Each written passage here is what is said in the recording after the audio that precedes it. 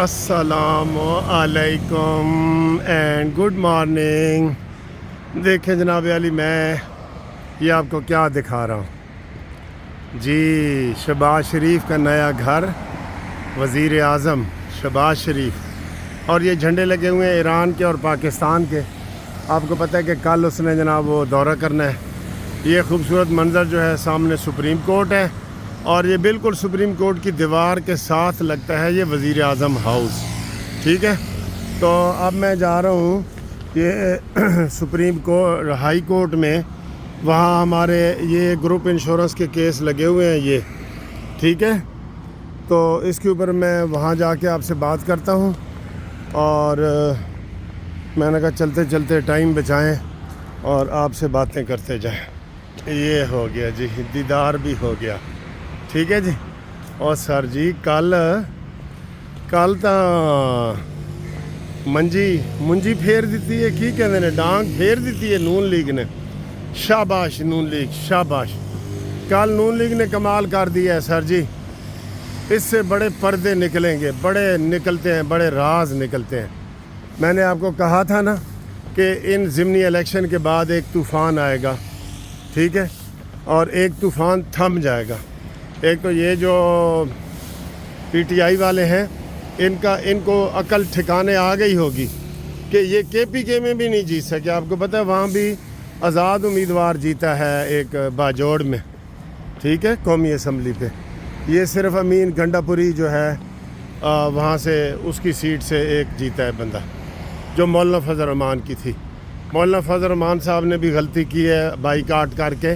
By کاٹ تو سیاسی بندے کو کرنا ہی نہیں چاہیے، کرنا چاہیے؟ آپ بتائیں جی، بائی کاٹ کرنا چاہیے تو پھر کس لیے پارٹی بنائی ہوئی ہے؟ بھئی ہر حال میں، جس حال میں جینا مشکل ہو اس حال میں جینا لازم ہے، یہ بات ہوتی ہے۔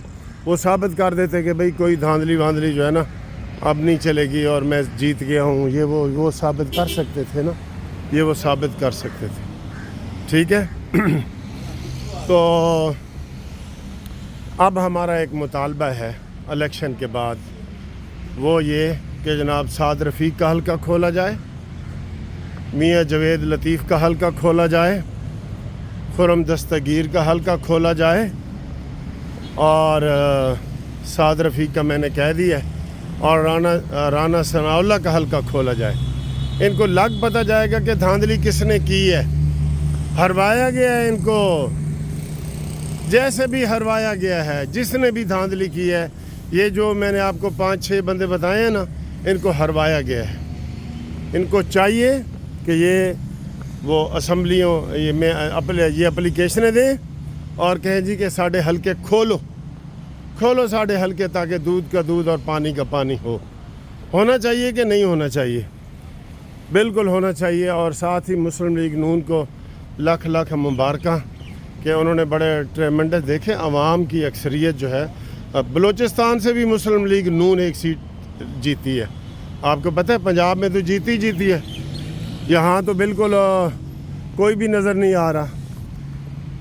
ایک وہ تھا جو پیپلز پارٹی کے تعاون، نون لیگ کے تعاون سے پیپلز پارٹی کا جیتا ہے، اور ایک وہ استحکام پاکستان پارٹی کا جو امیدوار ہے نا، وہ بھی نون لیگ کے تعاون سے جیتا ہے۔